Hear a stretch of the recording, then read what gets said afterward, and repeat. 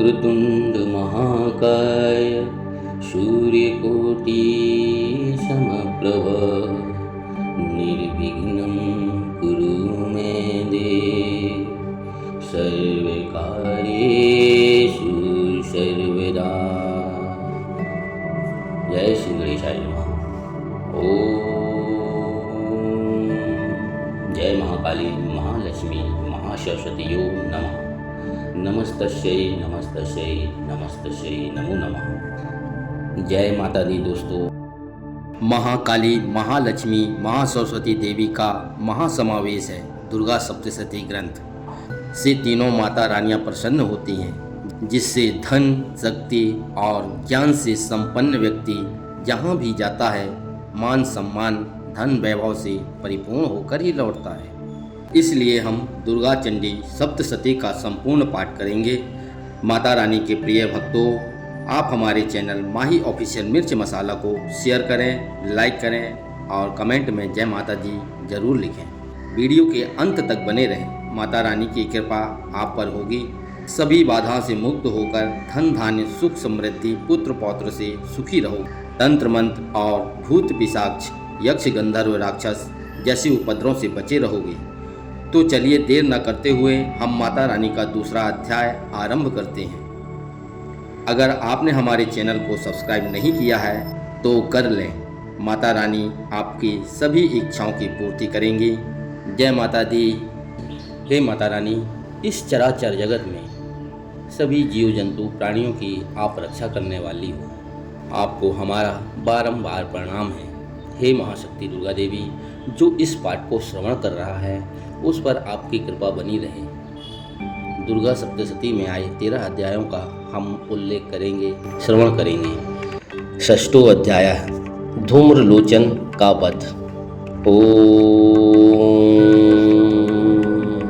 मैं सर्वेश्वर भैरव के अंग में निवास करने वाली परोत्कृष्टा पद्मावती देवी का चिंतन करता हूँ। वे नागराज के आसन पर विराजमान हैं। नागों के फणों में सुशोभित होने वाली मणियों की विशाल माला से उनकी देहलता उद्भासित हो रही है।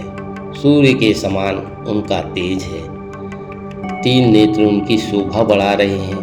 वे हाथों में माला कुंभ कपाल और कमल लिए हुए हैं तथा उनके मस्तक में अर्धचंद्र का मुकुट शोभा पाता है। ऋषि कहते हैं, देवी का यह कथन सुनकर दैत्य को बड़ा आमर्ष हुआ और उसने दैत्यराज के पास जाकर यह सब समाचार विस्तार पूर्वक कह सुनाया। दूत के उस वचन को सुनकर दैत्यराज कुपित हो उठा और दैत्य सेनापति धूम्रलोचन से बोला, धूम्रलोचन, तुम शीघ्र अपनी सेना साथ लेकर जाओ और उस दैत्य के केस पकड़कर घसीटते हुए उसे बलपूर्वक यहाँ ले आओ। उसकी रक्षा करने के लिए यदि कोई दूसरा खड़ा हो, यक्ष अथवा गंधर्व ही क्यों न हो, उसे अवश्य मार डालना। ऋषि कहते हैं, शुंभ के इस प्रकार आज्ञा देने पर धूम्रलोचन दैत्य 60,000 असुरों की सेना को साथ लेकर वहां से तुरंत चल दिए। वहां पहुंचकर उसने हिमालय पर रहने वाली देवी को देखा और ललकार कर कहा, अरे तू शुंभ निशुंभ के पास चल। यदि इस समय प्रसन्नता पूर्वक मेरे स्वामी के समीप नहीं चलेगी तो मैं बलपूर्वक छोटा पकड़कर घसीटते हुए तुझे वहां ले चलूंगा। देवी बोली, तुम्हें दैत्यों के राजा ने भेजा है। तुम स्वयं भी बलवान हो और तुम्हारे पास विशाल सेना भी है। ऐसी दशा में यदि तुम मुझे बलपूर्वक ले चलोगे तो मैं तुम्हारा क्या कर सकती हूँ। ऋषि कहते हैं, देवी के यूं कहने पर असुर धूम्रलोचन उनकी ओर दौड़ा। तब अंबिका ने हूं शब्द के उच्चारण मात्र से उसे भस्म कर दिया। फिर तो क्रोध में भरी हुई दैत्यों की विशाल सेना और अंबिका ने एक दूसरे पर तीखे सैकड़ों शक्तियों तथा परशुओं की वर्षा आरंभ की। इतने में ही देवी का वाहन सिंह क्रोध में भरकर भयंकर गर्जना करके गर्दन के बालों को हिलाता हुआ असुरों की सेना पर टूट पड़ा। उसने कुछ दैत्यों को पंजों की मार से ही, कितनों को अपने जबड़ों से और कितनों को ही महादैत्यों को पटक कर ओठों की दाढ़ों से घायल करके मार डाला।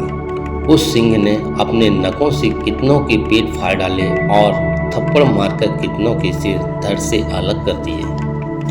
कितनों की भुजाएं और मस्तक काट डाले तथा अपनी गर्दन के बाल हिलाते हुए उसने दूसरे दैत्यों के पेट फाड़कर उनका रक्त चूस लिया।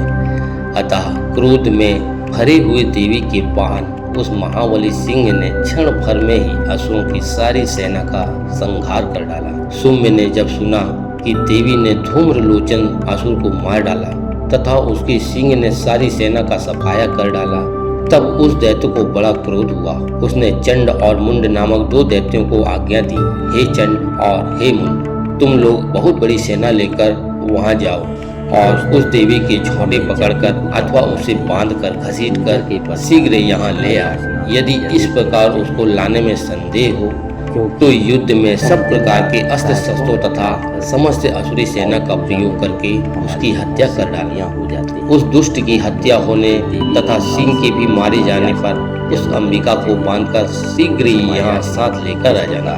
इस प्रकार श्री मार्कंड पुराण में सर्वाणिक वन्यावंतर की कथा के अंतर्गत देवी महात्म्य में धूम्रलोचन वध नामक 6वां अध्याय पूरा हुआ। जय माता दी दोस्तों अगर आपको हमारी वीडियो अच्छी लग रही है तो लाइक करें, शेयर करें और सब्सक्राइब करना बिल्कुल भी ना भूलें। दोस्तों कमेंट में जय माता दी जरूर लिखें, लाइक कर लें। दोस्तों क्या आपको दुर्गा सप्तशती के सभी अध्याय क्या आपको पसंद आ रहे हैं? अगर नहीं आ रहे हैं और अगर आ रहे हैं तो कृपया हमें कमेंट बॉक्स में लिखकर जरूर बताएं। इसी के साथ अब हम कल फिर सुबह 6 बजे एक नई वीडियो के साथ मिलेंगे 7वां अध्याय लेकर के। तब तक के लिए धन्यवाद। जय माता दी दोस्तों।